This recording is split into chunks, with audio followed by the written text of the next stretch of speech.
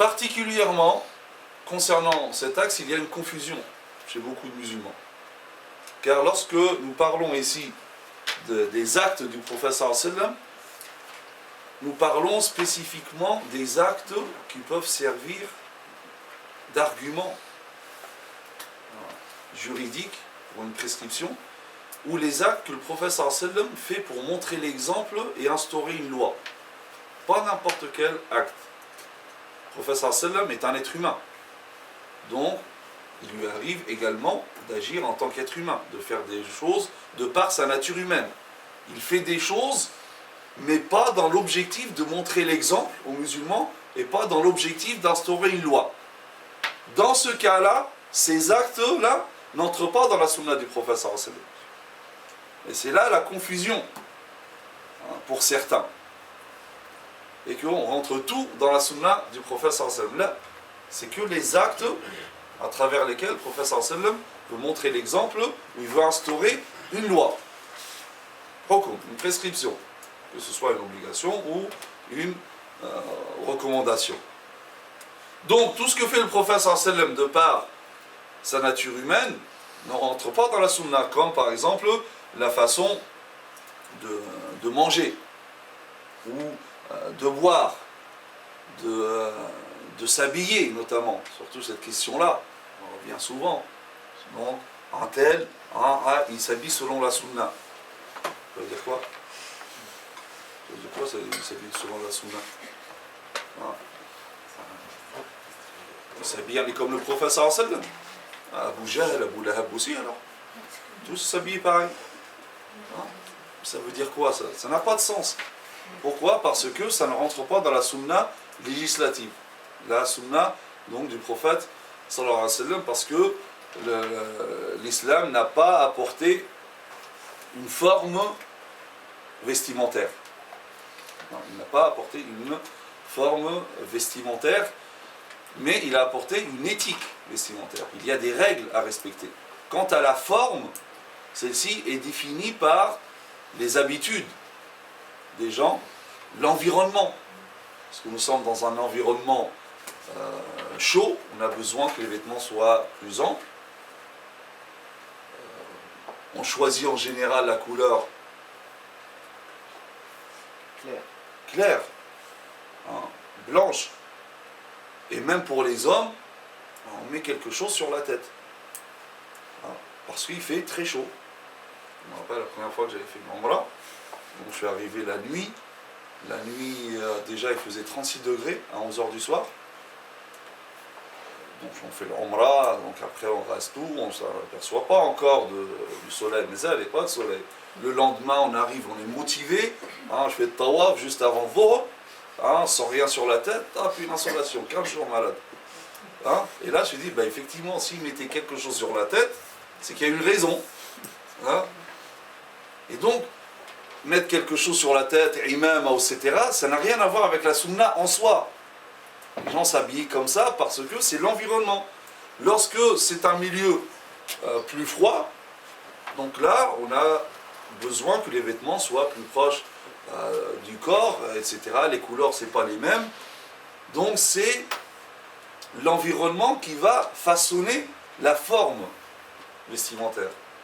D'accord ? L'éthique est toujours pareil. Là, donc, il faut couvrir l'aura. Couvrir l'aura, donc, pour l'homme, pour la femme, c'est connu. Et couvrir l'aura, c'est-à-dire, il ne faut pas que ça cache toute l'aura, et il ne faut pas que ça soit donc transparent ou moulant au point donc de dessiner les formes. Ça, moulant, c'est ça. C'est vraiment dessiner la partie du corps, en particulier lorsqu'il s'agit de l'aura et l'aura al-ghalidha, l'aura majeure. Mais après, vouloir imposer à tous les musulmans du monde une tenue vestimentaire sous prétexte que c'est la sunna, là, ça n'a jamais existé dans le monde musulman. Jamais. On essaie de nous imposer des choses qui jamais ont existé, même du temps même des compagnons. Et les Mécois ne s'habillaient pas comme les Médinois. Les Mécois, ils c'est rare qu'ils connaissaient ce qu'on appelle le mahit. Le mahit, c'est les vêtements qui épousent le corps, la forme du corps, avec des manches, donc la taille, etc. Eux, ils s'habillaient, les Mécois, dans leur ensemble, ils s'habillaient de manière très simple, comme pour le Hajj maintenant. Un izar, un pagne autour de la taille, un rida, c'est sur les épaules, et khalas. C'était ça leur tenue vestimentaire. Lorsque ces Mécois, musulmans Mécois arrivent à Médine, ils trouvent les Médinois qui s'habillaient autrement, plus raffinés. Ils connaissaient le mahit. Alors ici, c'est qui est conforme à la sunna? C'est pas pareil. Et les Mécois, donc on peut dire les deux, parce que l'essentiel c'est qu'ils respectent l'éthique vestimentaire, ou ni l'un ni l'autre, parce qu'il n'y a pas de sunna par rapport à la forme. Et d'ailleurs, les Mécois ont fini par s'adapter à l'environnement et aux habitudes des Médinois, et s'habiller après comme les Médinois. Donc il n'y a pas de forme vestimentaire, que ce soit pour l'homme. Certains disent non, c'est le khamis, parce que le prophète aimait le khamis. Lui, le prophète il a mis d'autres. Il a mis le sirwal, il a mis des manteaux qui venaient dans le Najara, il a mis plusieurs choses. Pourquoi que le khamis? Et même si le prophète aime, là il aime, lui, c'est comme si toi, tu es, j'aime bien une chemise, t'aimes bien qu'elle a. Là, le fait qu'il aime le khamis, ça c'est pas une sunna législative. Lui, il aimait parce que c'était l'habit de sa société. Et de quel khamis nous parlons? Qui vous dit que c'est celui-là, le khamis, dont parle le prophète à l'époque? La forme est peut-être différente, et certainement différente. La couleur aussi, etc. Et même pour la femme. On va imposer aussi à la femme musulmane ce qu'on appelle donc zay shara'i. Il y a quelque chose maintenant ça a été inventé, zay shara'i, la tenue islamique. Et ça veut dire qu'en dehors de ça, ce n'est pas islamique. Là, non, c'est une aberration, ça n'a jamais existé. Après, regardez dans le monde musulman, d'un pays à l'autre, la tenue vestimentaire change. Dans le même pays, d'une région à une autre, d'une ville à une autre. Tous ces musulmans-là ne connaissaient pas la sunna pendant des siècles. Heureusement qu'il y en a qui sont venus maintenant pour nous dire c'est quoi la sunna. Pendant des siècles, les musulmans, ils étaient à côté de la plaque. Un petit peu de modestie quand même. Et cette femme, pareil, donc il faut ce fameux, comment ça s'appelle? Le jilbab. C'est bon, le fameux jilbab. Et on met les gens dans la confusion parce que le mot jilbab, il est cité dans le Coran. Donc, oui, le jilbab, il est cité dans le Coran, donc le jilbab est obligatoire. Qui te dit que le jilbab dans le Coran correspond à ce que toi tu appelles jilbab? Le mot sayyara dans le Coran, il existe. Dans Sourate Yusuf, waja'at sayyara. Aujourd'hui aussi, on a sayyara. Sayyara veut dire quoi? Voiture. Est-ce que ça veut dire que sayyara dans le Coran, c'est la voiture? Non, pourtant le mot c'est le même. Donc peu importe, tu peux prendre un mot de Coran, l'utiliser pour un autre, mais attention, il faut revenir à la définition du mot. Les définitions, c'est très important. El jilbab, c'est quoi? Donc, selon la majorité, vous pouvez voir ça dans les tafsirs, etc. Le khimar, c'est quelque chose de plus large que el khimar. El jilbab, c'est quelque chose qui est plus large et plus court que el khimar. La femme le portait lorsqu'elle sortait, en particulier, donc loin de chez elle ou voyageait. On est loin de jilbab qu'on dit. Mohammed Tahir ibn Ashur, dans son livre Maqas al-Sharia, dit quelque chose de très intéressant par rapport à ce verset, le jilbab. Là, il dit que le Coran, il a utilisé le terme jilbab en fait parce qu'il a utilisé la tenue vestimentaire habituelle de cet environnement. Il dit donc on ne peut pas l'appliquer à un autre peuple dont l'habitude vestimentaire, ce n'est pas le jilbab. Attention, l'éthique vestimentaire reste la même. Hein, donc, il dit, maintenant dans Maqas al-Sharia, c'est une législation qui a tenu compte de l'habitude vestimentaire des Arabes. Je ne parle pas du khimar, je parle du jilbab. Hein, pas de confusion. Hein. Khimar, c'est autre chose. Le jilbab, c'est en plus. Il dit, ainsi les peuples qui n'adoptent pas le jilbab ne sont pas concernés par cette législation. Donc, eux, par exemple, d'autres peuples, ils mettent autre chose. Ben, ils vont utiliser leur habitude vestimentaire. D'accord? L'éthique vestimentaire est la même. Cacher l'aura, c'est pour tout le monde. Avec quoi? Là, ça dépend des régions. Donc, pourquoi vouloir imposer une seule tenue aux femmes? Là, ça c'est... Ce n'est pas islamique, ce n'est pas la sunna du prophète sallallahu alayhi wa sallam. Et notamment pour la femme, non seulement c'est ce vêtement-là, mais attention, il ne faut pas qu'il soit coloré. Attention aux couleurs. Parce que les couleurs, ça attire le regard. Hein? C'est comme si la femme, donc, tous les matins, lorsqu'elle veut s'habiller, se dit, ah mais attention, si je mets cette couleur, est-ce que ça va? Il faut qu'elle fasse un sondage d'abord, dans tout le quartier. Hein? Quelle est la couleur qui va attirer? Hein? Donc, on a rajouté des règles, vous voyez, dans certains livres pour les femmes, plein de règles. D'où sortent ces règles? Hein? Il ne faut pas porter il ne faut pas attirer le regard. La règle. C'est quoi cette règle? C'est aléatoire ça. On ne peut pas faire de quelque chose aléatoire une règle. Parce que ce qui attire le regard de certains n'attire pas forcément le regard d'autres. Je me base sur qui, moi? Je mets le noir. Ah oui, mais ceux-là, justement, ils sont attirés par le noir. Hein? Donc, qu'est-ce que je fais? Le cas là, certains devant... donc, ils me disent, non, il ne faut pas qu'elle porte le rose. Parce que le rose est fait pour attirer le regard. Qui t'a dit que le rose était... Qui t'a dit qu'Allah Azza wa Jalla, il a créé le rose pour attirer le regard? Donc, même si c'était un gilbab, mais s'il est rose là, ou même, attention, s'il est brillant, comme ça, hein, il avait un abaya brillante. Hein. Et il montrait gilbab qui brille, il dit non, ça c'est brillant, donc ça attire le regard, donc c'est interdit. Et toi, tu attires le regard, c'est pas grave. Là, parce que c'est la femme, c'est pas pareil. Hein. Je m'excuse, en fait, ce sont des règles qui, enfin, comment je vois les choses, ce sont des règles qui ont été imposées par des hommes, on a l'impression, pour éviter, pour anticiper les erreurs qu'eux-mêmes pourraient éventuellement faire, commettre. Mais bien oui, mais ça c'est clair, on va en reparler, mais il y a beaucoup. Alors, on accuse les hommes, hein, mais par expérience, je veux que les femmes, c'est encore les plus intransigeantes par rapport à ça. Certaines, c'est encore plus que des hommes. Hein. Donc, peu importe d'où ça vient, mais le mouhim, ça n'a rien à voir. Au contraire, la règle,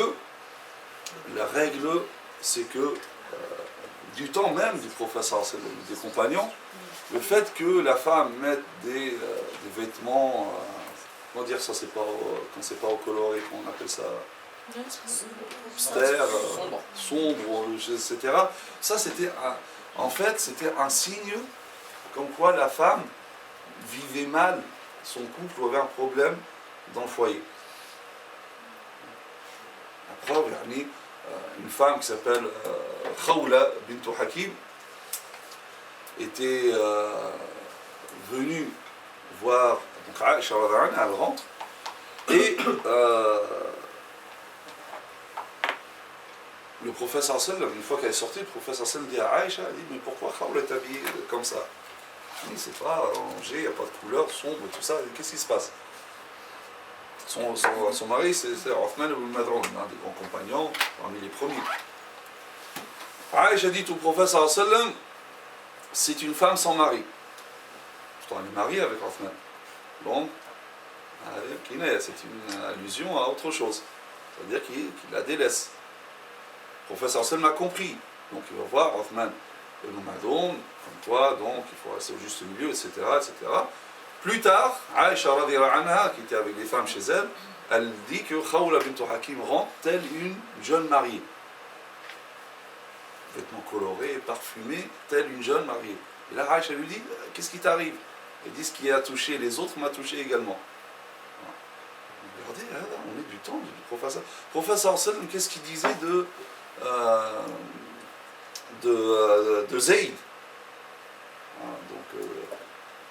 De Zayd al-Muharitha, son fils adoptif. Il dit, si Zayd était une fille, je l'aurais embelli, je l'aurais paru, je lui aurais mis des parures, des bijoux, pour que les demandeurs viennent la demander en mariage. Embelli, mettre des bijoux. C'est qui dit ça? Le prophète sallam. Salman, le prophète sallam, il avait fraternisé donc Salman et Abu Darda. Une fois, donc Salman va visiter Abu Darda, il ne le trouve pas, il trouve Darda. Darda parmi les savants, parmi les compagnons. Il la trouve, donc il lui parle, il vient, oui, Abu Darda, il n'est pas là, il commence à parler à Darda. Un homme qui parle avec une femme. Là, les choses étaient si simples à l'époque, elles sont si compliquées de nos jours. Salman lui dit, comment vas-tu? Donc il voit comment elle est, pas de couleur sombre, etc.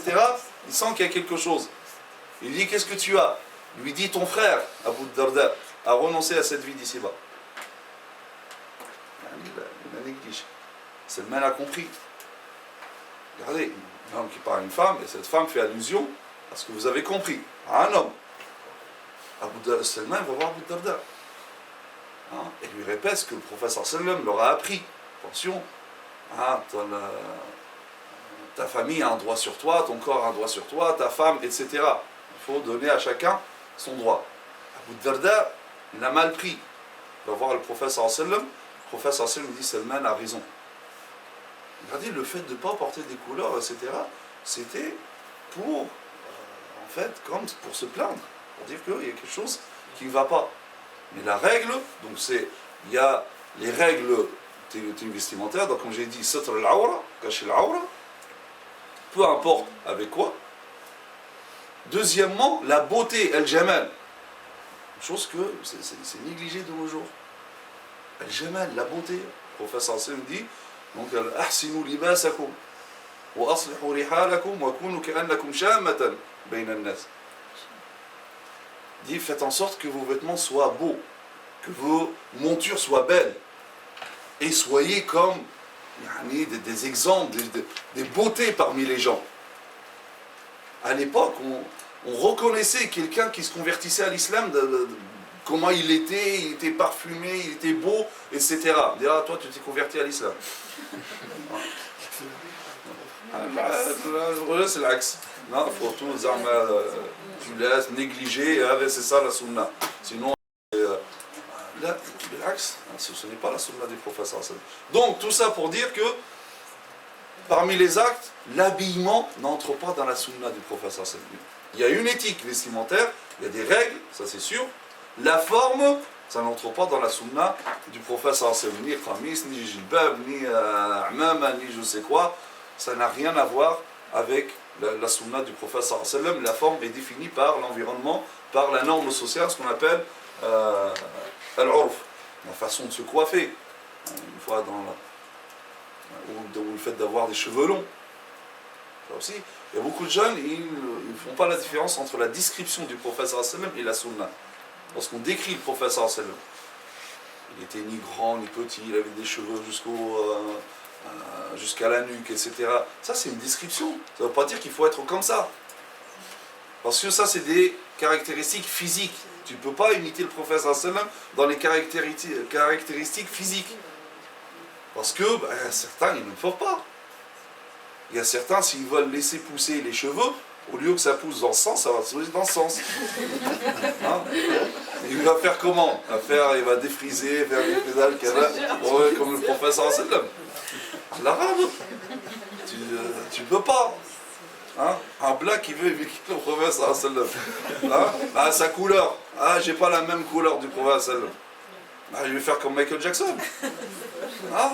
Pour ressembler à la peau du professeur sallam. C'est pas possible. Parce que ça, c'est caractéristique physique, donc ça n'entre pas dans la sunna du prophète sallallahu alayhi wa sallam. J'avais lu une fois dans un livre intitulé, je crois, Fais-toi pour les femmes. Fais-toi pour les femmes, il est rose, mais à l'intérieur, Il est noir. c'est pas du tout rose. Hein.